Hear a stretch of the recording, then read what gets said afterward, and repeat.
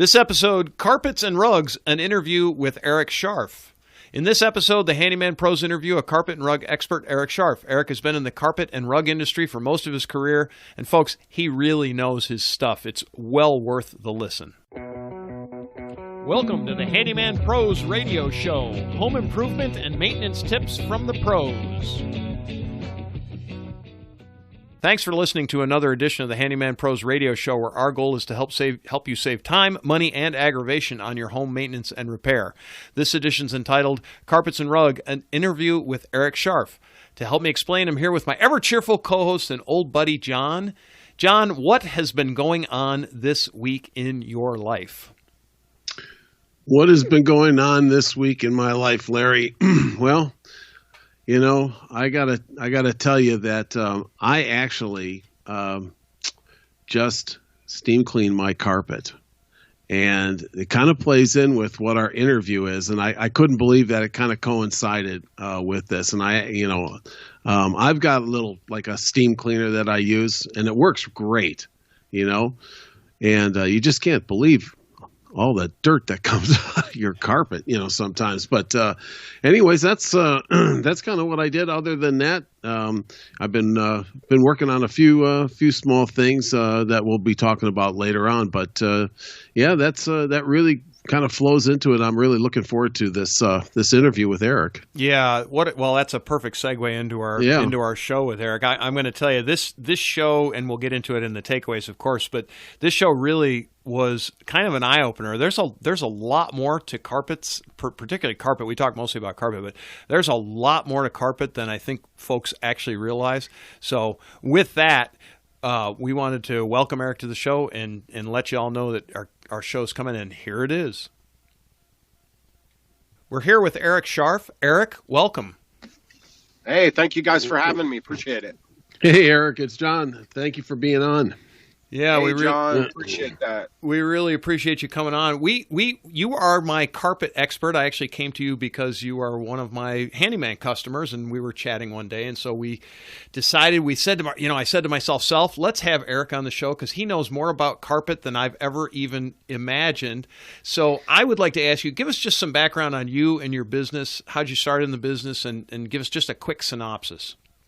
Yeah, so we've kind of been, I say we, but I have been all over the map, worked for big companies like Karastan, which are, one of the premier brands in the marketplace, and then kind of found myself working for smaller high-end wool companies, and then eventually owning my own high-end wool company and really kind of specializing in wool product and the higher end of the market in both carpet and rugs. Awesome. Yeah. So we're going to John, you want to go there? Explain to us what carpet is actually made of, because you're talking about wool carpet. And I have to say, when I first met you, I didn't even know I knew there were wool rugs, but I never knew about wool carpet. Right. Give us the basics. Tell us the basics of carpet. Like starting from low end to high end. Try that. Yeah, no, I mean, the basics of carpet are really the same. So whether the carpet is an entry-level carpet that your builder may suggest for you when you're building a new house, or, you're buying carpet that you want to have for the next 20 years, the basics of how it's made are really all the same. Kind of tufting carpet was invented in Dalton, Georgia, 100 years ago. I'll just throw that number out. So basically what you've got is a 12-foot wide machine with a bunch of needles in it, and the yarn flows through the needle into a primary backing. The primary backing is usually made of polyester, polypropylene mesh. And so the carpet is then tufted into that, kind of like a sewing machine into fabric is my best analogy. And then what they do is they put a latex to hold that carpet in place, and then they'll put a secondary backing on it, which kind of binds everything together and gives the carpet dimensional stability. And it's that dimensional stability that allows it to be installed over the tack strip, which you put on the outside edge of the room, and you that holds the carpet in place. So the basics of tufting carpet, really the same, high end, low end, wool or synthetic. They're all made on the same type of machine. So that's really... We learned something already, John. That's simple. I learn something every day, Larry. But right. So the thing is it's what drives kind of the value and the price of carpeting is how much yarn is in there, right? Because the latex is the same, the secondary backing is the same, the primary backing is the same. So what really drives the price of carpeting is the type of yarn and how much yarn is in the product. And so that, go ahead. Well, one would assume that more yarn is more expensive. Is that correct or not? That is correct. Okay. That is correct. And obviously wool being more expensive than synthetic. And there are multiple fibers of synthetic. You can go to polyester, you can go to nylon. And so there are variations in that too. And those, depending on how you want it to look and how you want it to feel and what your maintenance routine is, all kind of play into the fiber choice. Okay. So let's talk about if you're choosing carpet, because this is a big one for us. We try to give good tips for people. If you're choosing a carpet for your home, what sort of questions do you need to be either asking yourself or asking someone that might be assisting you with a carpet? Like, what are the questions? How do you choose the right carpet for your particular needs, I guess, is my question. Right. So we'll play the scenario of I'm actually sitting outside of a carpet store right now. So I'm thinking to myself, okay, I'm getting ready to walk in here and talk to somebody about carpeting. And obviously I buy carpet every 7 years because I think that's the national average. So I kind of have to, in the back of my mind, I have to figure out, okay, what do I want to spend? Right? What's my budget? That's the single most important thing, right? Because, salespeople are salespeople. They're going to try and maximize their value of the equation. So go in with your budget, kind of figure out, okay, look, do I have pets? Do I want synthetic? Do I want natural? Am I going to cover all of the spaces in carpeting?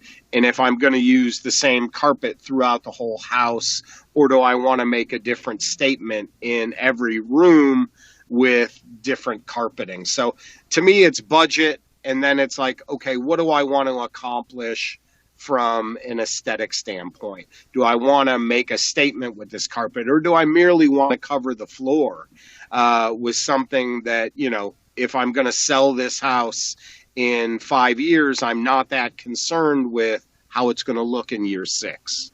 But if I'm going to be here for a while and this is my forever house, obviously I want to take a little bit more care and time and consideration into those decisions. And speaking of the store that you're sitting in front of, before the show we were talking about, if you're that person, now you've got your questions, you've got your budget, and you were saying that you're not a fan of the big box stores, and you were saying right. Where now would you go if to really get a good handle on this? Yeah, I know. I mean, like if I'm looking for somebody to sell, I just get on Google and I type in carpet store. And so, it's going to sort by whatever the rankings are. I'm a big fan of, supporting the smaller independent carpet store. They have the ability to give you the honest answers to the questions you have about what's best for your environment. What's the best fiber, what product has the best reputation. You go into some of the big box stores and it's not a knock on those guys at all. It's just that they sell a bajillion different items. You're going to a carpet store because it's a big investment go to some place that is intimate with that specific product category. Mm-hmm. And I think that allows you to get the best knowledge that's available to you for your purchase.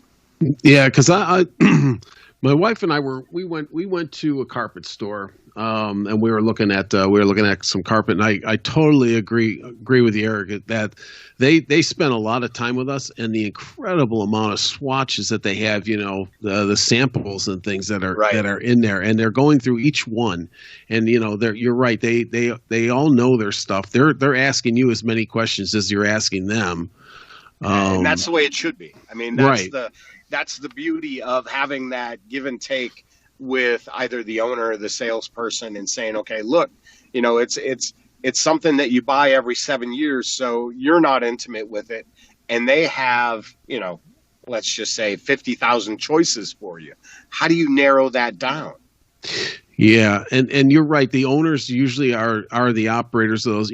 They're really the people that are there, and they've got the reputation. And I will say also that they're going to really know the installers too. Yes, yeah, and a lot of times the installers work for that mom and pop store specifically. It's not a matter of saying, okay, great, we appreciate this. The subcontractor is going to call you. And the guy who just sold you that at the big box store doesn't necessarily know that installer, doesn't know whether they're good or bad. Yeah. These guys, you got to go where it feels right. And I always think that, the more intimate relationship you can have, whether you're buying a car, which is a big investment, or carpet, which is a big investment, you gotta feel comfortable. Mm-hmm. No, exactly. That answers a question. I appreciate you saying that, because I always look at this as like when we were talking before, like people are walking down the aisles, and they, where do you start, right? And that is a great place to start right there, right. And so they make you to feel comfortable about that purchase. So anyways, you walk in and you've got all these different types of carpet, right? There's Berber, there's loop, there's, this cut pile, and there's all kinds of stuff. And, can you go through maybe just at a high level what because people are going to be looking at that, right? They're going to be like, right. What is all this? Absolutely. And, there's always a give and take to any one of those decisions. Yeah. Mm-hmm. So, if you have, if you want the softest kind of silkiest carpet you can buy, and that's what you're looking for, like in your bedroom, a lot of people tend to put more of a cut pile in there because it's a little bit softer when you get out of bed in the morning. Mm-hmm.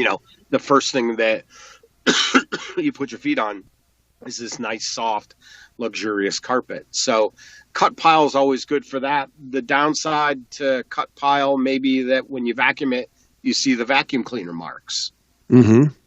Right? So what's the downside? Issue, that means you've actually vacuumed it.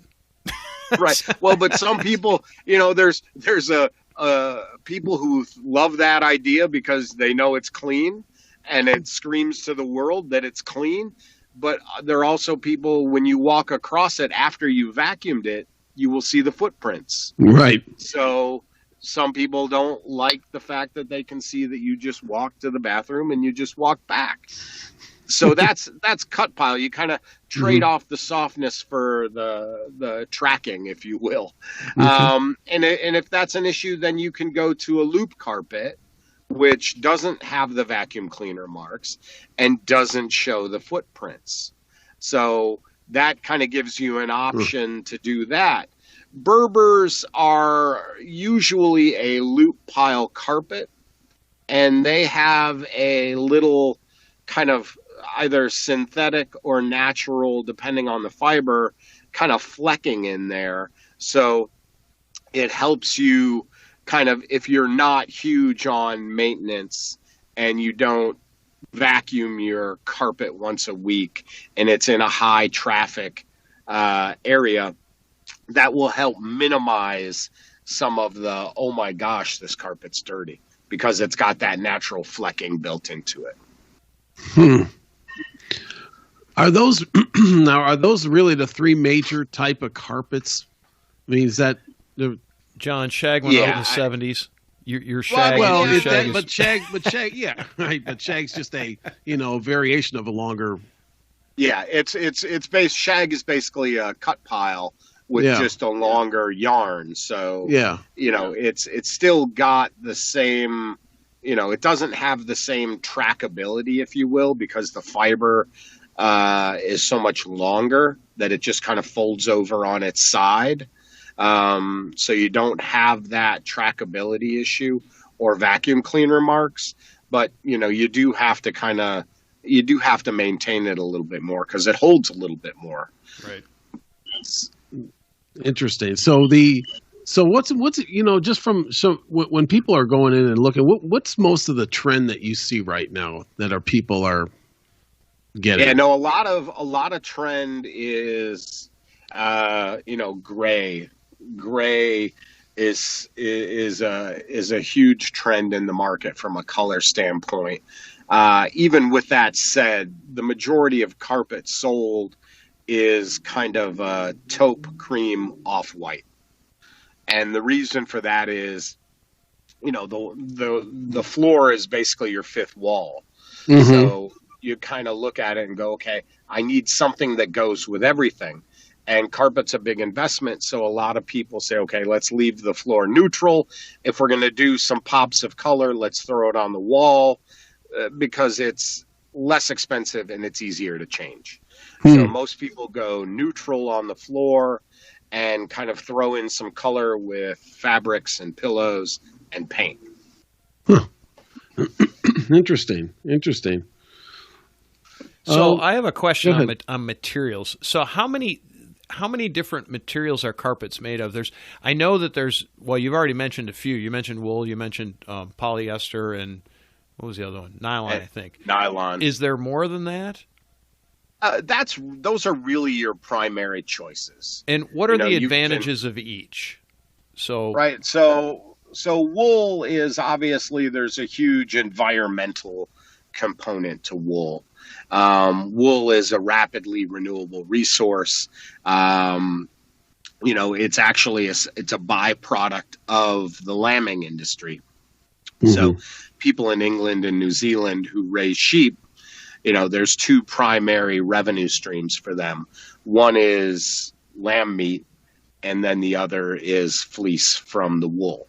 And one's before the other too, right? Yes. One happens before the other. You hope. Yeah, you can't do them. Okay. You can't do them at the same time. Just making clear.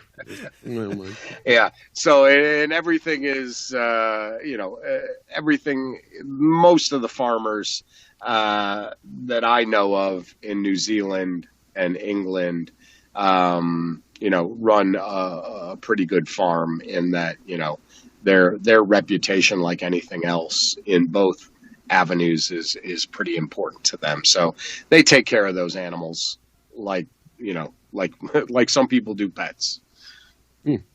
Well, and then nylon is, wool carpet has been around for centuries. Nylon was invented to emulate wool with just a little bit less of an expense. So that's how nylon came to be. And then, with some more environmental components, recycled pop bottles, polyester has kind of come back into vogue with the recycled content. And that's, it's just a little bit softer than the nylon. So it gives you a different feel, a different look. It's got a little higher luster.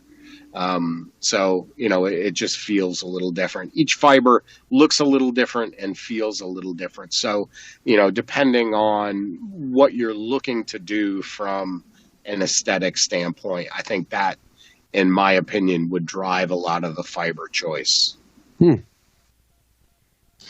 They're all durable. I mean, there's not really carpet out there except some of the entry-level products, that are really geared to just kind of give you a year or two worth of wear before they look so ugly that you just go, oh my God, we have to replace this. And yeah, speaking of that, how long is the average? You might have mentioned it earlier, but how long could somebody really expect to get out of their carpet if it's properly maintained Yeah, if it's properly maintained, I mean, I think a good 7 to 10 years is easily obtainable. I think people's taste change faster than the carpet wears out or uglies out. Mm-hmm. I know, people who've had wool stair runners, on their grandparents' stairs, which then were their parents' stairs, which are now their stairs. So you can go multiple generations with wool carpet on your stairs or your rooms if you maintain it properly. The interesting thing, people, is they're like, oh, you still make carpet out of wool? I'm like, yeah, absolutely, we still do. The rugs and carpets that have been around for centuries, they've been around, are all made out of wool. Mm-hmm. All the fibers that we have today were introduced into the market to emulate wool and just do it at a lower price point. So, so let's roll into the maintenance of a carpet. Yeah, let's talk maintenance. I went out and I bought a decent carpet. I got it at my house, and now kind of walk me through what should I be looking at, from a day to day or a week to week, month to month, or whatever it might be. Of, hey, I gotta, do this kind of maintenance to this carpet to make it last, and what should I be? What kind of process is that? So can I tell a quick story first? I'm going to tell a quick story first. So I am in Eric's house. I am doing a little drywall work. Big surprise, and not that's not a slam on you, Eric. That's just I had to do some drywall work. So of course I made a mess. Of course I made a mess, which is what you do when you do drywall work over Eric's nice wool. I believe it's wool carpet. Sure looks like it. It is wool carpet. And anyway. He told me something, and I'm gonna give you I'm not gonna tell it. I'm gonna let you tell it, Eric. But there is a surprise coming for you folks. So pay attention to this part on maintenance, because I was a little shocked about what my preconception of maintenance in the carpet was, and it has to do particularly with vacuums. So with that said, give us the best practices for regular maintenance on your carpet, Eric, and please tell the story that you know what I'm referring to. So. Yeah. So let me go. I'm going to reel it back just a little bit in that, like, I'm a big supporter of the small local carpet store. Mm-hmm. I'm also a big supporter of the local vacuum guy. Mm-hmm. Okay. So what I recommend people do is, once they've decided on that carpet, have the conversation with the guy in the carpet store, because a lot of times carpet stores will sell vacuums. And so you're buying the carpet, you're buying the vacuum from the guy, and you're talking about maintenance. And so you're getting really good information. But some carpet stores don't sell vacuums. So I always recommend, get a sample of that carpet that you're about to buy, go to the local vacuum cleaner store, and have a conversation with that guy of, this is what I'm about to buy. What vacuum do you recommend, right? So we've gone to the small independent guy who's the carpet expert. We now go to the small independent guy who's the vacuum expert, right? So what we're doing is we're trying to go out and we're trying to get the best information that we can, right? So we're not going to take your Mercedes that you just bought to Pep Boys and go, can you guys help me with maintenance? Right? You go to the experts in all the fields that are specific to what you're looking for. So that's my recommendation for the small independent vacuum cleaner salesperson. But so what we do with kind of maintenance is at least a good vacuum cleaning once a week. That's more than sufficient. Anything else than that is good, but it's not necessary. And so the nice thing I think about carpet versus hardwood, which we touched on earlier too, is that, if you've got hardwood or laminate or whatever your hard surface is, that dust doesn't have anywhere to go except it just kind of blows around, right? So the nice thing about carpet is carpet actually holds on to the dust until you vacuum it. So it's not really blowing around in the corner. There are no dust bunnies. You know, where that dust falls, it falls, and then when you vacuum it, you take that dust away. So there's one vacuum cleaner that I think I would never recommend to anybody, and you know, hopefully we don't get a cease and desist letter for this. In your opinion, in your opinion, that's right. In my opinion, yes, I would never buy a Dyson. And tell us why, because this is what surprised me. So tell me why. Right, is that it's too powerful, right? I mean, your goal here is to just remove loose dust and dirt from a fiber that's not really holding onto it that strong, right? It's just kind of fallen into place and it's just sitting on top of that fiber. You don't need this huge, powerful vacuum, you know, that could probably suck a bowling ball through it, the hose, if the hose was big enough. And really what it does is it pulls the fiber to a point where it can actually start to do damage. And that's the only reason I don't recommend it, is that it's too strong and it pulls the fiber, and over time I think it lends itself to doing more damage than it does good. So you described to me when you said that to me, number one, I was shocked. I really was, because I thought, how can more power be not a good thing? That's maybe that's a tool guy thing. That is a tool guy thing. What do you mean more power is bad? I can't understand that. What are you talking about? But you said there's actually a symptom that shows up in carpets that have been vacuumed with too much suction or too hard, that they actually get what, kind of fuzzy looking, like you said? It was something like that. Tell me what you said. And it's specific, really more specific to wool carpet, in that, you know, what happens is if you pull that loose fiber up and you don't have a beater bar that's got natural fiber to it or softer bristles, then that loose fiber just kind of sits up on top.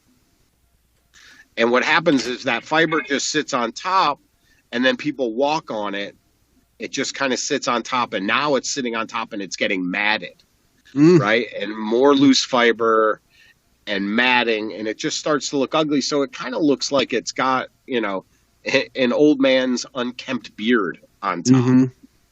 And so the key, especially with wool product, is to have, you know, proper suction and a beater bar that will then take those loose fibers off the top without damaging the fibers. Interesting. Right. So a lot of vacuum cleaners, like one that we've had a lot of success with is Miele, Miele, I think it is. And so they have an adjustable beater bar. So you've got the ability to change it. So if you do have hardwood in parts of your house, you can lower that down and vacuum the dust up. And then if you've got different level carpet, whether it's shag at Larry's house or his van, right, with the moon or window, just the moon window, right, or a standard you know, level loop pile, you have the ability to make those adjustments. And that's what I would look for in a vacuum, is one that's got the ability for you to make adjustments based on the floor and carpet that you have. Interesting. And when you're looking at it, when you're looking at a good vacuum, what might be the, you know, I've got a one of those old Kirby's, you know, right? The metal ones, right? And that weigh a ton. Yeah. So you know which one I'm talking about. Yeah. But how much would somebody kind of budget to put out for something like a decent vacuum? I would spend anywhere from $300 to $500. Okay. Yeah. So, which, I mean, you know, it's you think about the longevity of that appliance. I mean, like, we've had one vacuum in our house, Right. that's been there for 30 years. Well, I still got the So, Kirby. It must be 50 years old now. right? And probably it will last another 50. Right. So you think about that investment in the vacuum in the you just spent several $1,000s on carpet, and then you're going, oh, well, $500, that's a lot of money to spend on a vacuum. But, again, you're maintaining your investment, and that's really what you need to look at. Interesting. See, from the perspective of now, if I could just take a quick step back, since we're talking about a budget, in a budget for carpet, it goes by what, the square yard, right? Square foot or square yard. Okay. Most places will price them both ways. And what is, and obviously it depends. It's a huge range. Yes. But if I was looking for a carpet that I really wanted to keep around for this 7 to 10 years, and it really was looking good until I wanted to get rid of it, what price range is that? In a square. I'm going to throw a ballpark about $4 to $5 a square foot. Okay. A square foot. A square foot. Yeah. Okay.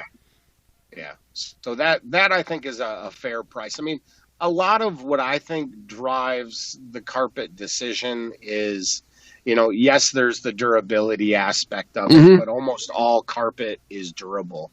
So the main decision maker is, what statement does that product make for your house? Right? What's the aesthetic that you want? It's the fifth wall. So, it's definitely not up there with the artwork that you're going to put up, but it does have some play in the conversation of, what do I want to say with this carpet? Do I want it to be purely utilitarian? Do I want something with a little pattern? Do I want something with a little bit of color?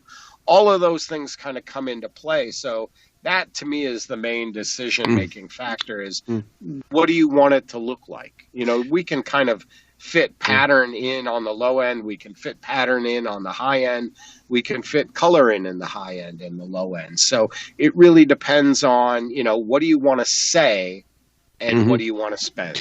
Those are my decision makers. Yeah, well, those are great points. Those are great points, Eric. And I didn't want to get off the maintenance, because I do have one last question on that.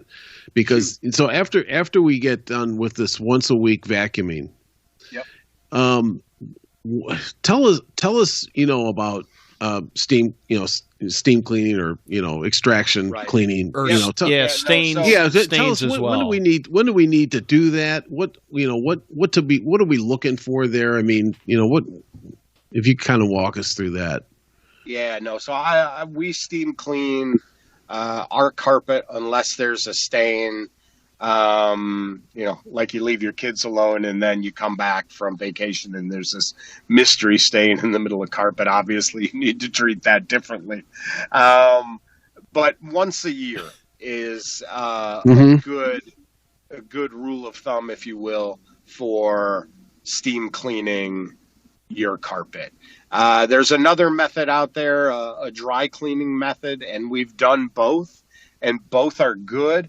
I just prefer, whether your carpet is wool or synthetic, the steam cleaning. It just, to me, does a better job. So you brought up stains. How should somebody treat a stain? Most manufacturers that manufacture carpet have their own kind of maintenance on their website. But just kind of the general rules of stains and cleaning are, the quicker you get to anything, the better off you're going to be. And if you're going to try and clean it yourself and you believe that, you can get this stain up by yourself, I always just recommend starting with like a mild soap and water. So like dish liquid, whether it's Dawn or Palmolive or whatever, just a mild little bit of soap and try and blot it out the best you can with the soap and water. And then, after you're done with the soap and water, just go to the pure water and then just put a dry towel over it and try and get the excess water up. Don't oversaturate it. Just, enough that you think you can get that stain up. Is there anything to the soda water concept? Yeah, no, I mean, I've got people who use soda water for sure. I don't find that there's any difference between regular water and soda water. I don't. The carpet doesn't really know the difference. So, one of the things is there something that we should be looking out for, that we shouldn't do? Okay. Let's say from a steam clean, because there's a whole bunch of different companies that do this. Right. And you can even rent your own stuff, right, at the big box stores. Absolutely. And can you? What's your take on that? Everybody's trying to advertise something different, and I'm a little confused on it myself. And what would you stay away from? Yeah, no, I mean, I've done it myself, and it's come out well. The key with whether somebody else is doing it or you're doing it yourself is putting too much water on the carpet. Mm-hmm. Right? That's the thing you really got to, you don't want to be stingy, but you also don't want to overload it and flood the floor where that water starts to get into the padding. And then if you have nice hardwood floor underneath it, then that gets in there. So that's why I always have a professional come do it. Mm-hmm. And so again, I think we're kind of in the world of Google reviews. Talk to some friends, talk to the carpet store again and say, look, I got to get this steam cleaned. Or when you're purchasing it, do you guys have anybody that you recommend? There are some stores that offer cleaning as well as carpet sales. So they may be able to take care of it lock, stock, and barrel for you, or they'll probably have a recommendation of this is who we recommend. And obviously, I always try and keep my recommendation circle as tight as possible. Mm-hmm. In that, if I'm recommending something, especially as a manufacturer or somebody who's selling a product, if that cleaning goes awry and you've recommended him, it's going to come back on you, right? Like they oversaturated my carpet, the backing, it started to delaminate, and now I have this issue, and, you sold it to me, so you're responsible. Mm-hmm. So, go to the people that sold it to you first, talk to them about, okay, this is what you recommend from a maintenance standpoint. Who do you recommend does it? Yeah, that's really good advice, because, if you don't know what you're doing, you can really screw it up. Absolutely. And people, when they put too much water, when you get yourself in that situation, and most people, out there in our audience, everybody's had some kind of a flood event or something. Right. You get that stuff underneath, you better get that thing dried out pretty darn quick. I'll tell you that. Right. Yeah, no, I mean, and water's going to fall to the lowest. Yep. The lowest place in your house. So it's gonna find its way there if you oversaturate it. And that's kind of the only real thing you need to worry about. If you have wool carpeting, if you're going to do it yourself, you kind of have to worry about the pH of the water. That's why, again, I always recommend somebody else doing it. I guess that's why I have Larry come and change my light bulbs as well. I just rather have him be responsible for it. Thanks. Hey, Larry, it burned out again. This one's got to be replaced. Right. That's right. Like I said, just lock up the silverware. Lock up the silverware. That's right. Keep the Here comes Larry. Oh. So John, do you have any other questions? I mean, boy, it's been quite an interesting conversation because there's a lot of stuff there I just did not know. I do have one question. So we asked this of some of our people. So tell us about a really unique job you've done. I know you've done some really expensive carpets, and I actually would like you to qualify. You do rugs as well, and correct. I would love to have you just kind of throw out there like some of your really high end dollar figure rugs and what makes. I would like to have our listeners hear what makes them that expensive kind of rugs, because if my understanding from what both you and your wife have told me, you actually know, like, you've actually met some of the sheep that have produced the wool for some of these things. I mean, not intimately. Way to go, Larry. Well, they just canceled our podcast. Right?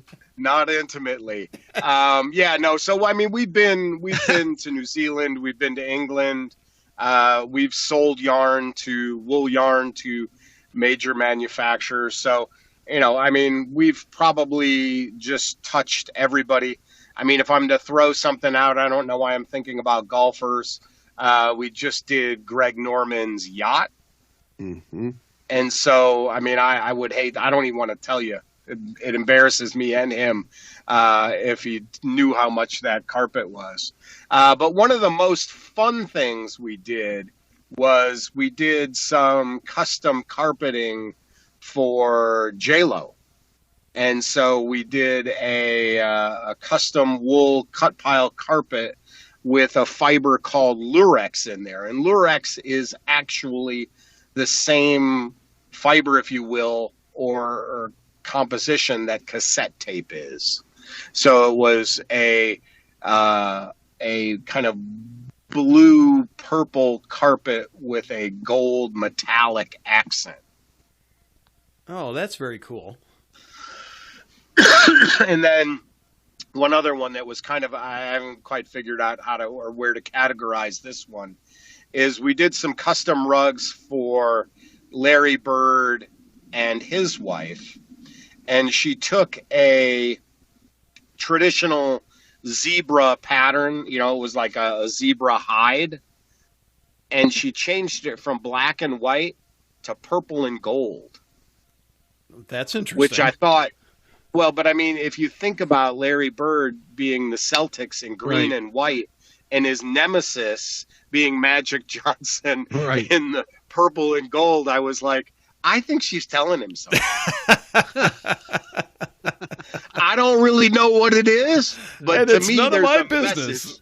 There's a message in there somewhere. Are those? So I was going to say, are those actually cut carpet? I mean, do you put different carpet together or sculpt carpet?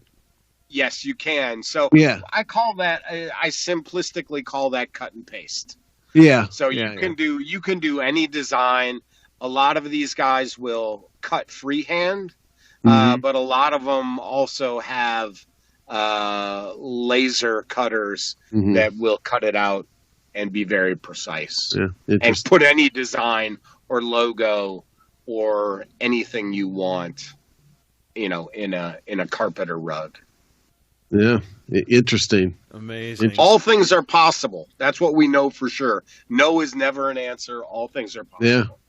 Yeah. So Greg Norman, he lives down in Jupiter, right? Is that? Yes.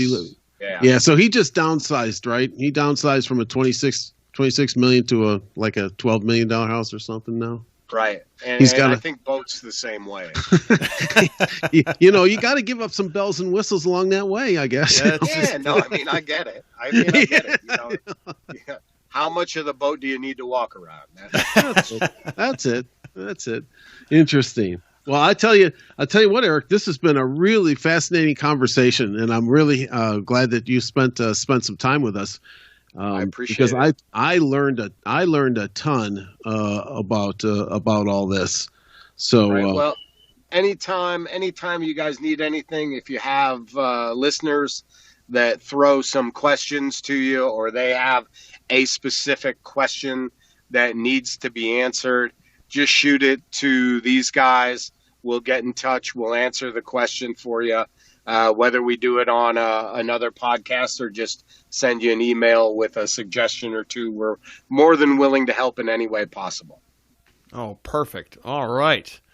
If you want to throw out how anybody can get a hold of you and your company or anything like that. I'd rather go through you guys. I don't. Okay, perfect. It cuts the liability. Yeah, yes, it does. What the heck? Hey. It's just easier. We go, then I can come back. We need material for a new show. So right. There you go.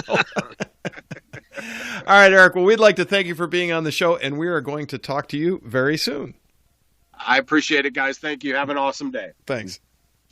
Well, we want to thank Eric for being on the show. John, what are some of the key takeaways? Yeah, that was, like I said, I just really look forward to that interview with Eric, and I thought it was fascinating. Kind of when I first got into it, I was like, carpet, and then I was like, boy, the more I talked to him, the less I knew. It's amazing, isn't it? Lots of choices, lots to consider. Lots. It was a lot. It was so much. It took a lot to consider that I never really realized. And the way he put it was making all the sense in the world of all the different, the choices for carpet. And just, when I talked to him, before the show, we were talking about, if you're going out to buy it, how do you start? Where do you start? And he, was a perfect example of where to go. It's one of these specialized places to go. And I will tell you that when you go in there, it is a different experience because they know what they're talking about. There's no doubt about it. And the other thing I wanted to say was that I never, even considered to ask for vacuum cleaner advice from the carpet people. Right, right. And I should have, of course, it's right? hand in hand. But between a smaller vacuum retailer that just sells vacuum, it's these specialized places, folks, that really give you the experience that you're looking for. Even if you're going to pay a little bit more, you're going to get the exact thing the products that you need, and you're going to be happy with it. Yeah. So yeah, that and those were two big things. A couple other things just on vacuums. One was the whole thing of too much power in a vacuum just kind of surprised me when he first told me that when I was actually working at his house. But it just surprised the living daylights out of me. Mm-hmm. And the fact that what he didn't say in the show, but he did tell me privately when we brought it up, is he gets a tremendous number of warranty calls because they use the wrong vacuum. So they're using a Dyson or they're using some super high suction vacuum, and it ruins the carpet. And they go, well, what's wrong? What's wrong with this carpet? And he's like, well, you're using the wrong vacuum. And they go, what do you, it's that kind of thing. I never knew it was really a thing. Yeah. I think one of my other big takeaways here was just, again, it gets back to utilizing the local specialized carpet store, but ask them for resources when it comes to cleaning and or equipment. Because, hey, they know their local market better than anybody. And I just think those are great takeaways. Plus, there's just so much more that came out of this show. It's just like, wow. It's like, wow, okay. But anyway, so I don't know. Anything else, John? No, it was just I really had we had a great conversation there. I was really tuned in. So I'm glad that Eric gave us the time to come on. To come on and do the show. Well, John, the last time I had a spaceship land in my yard, it sheared me. It said it was making a specialized carpet for their place up in the ship, And anyway, did you meet the sheep? I felt like a sheep. I didn't have any hair left. God. It's so bad. I'm out. We're so bad.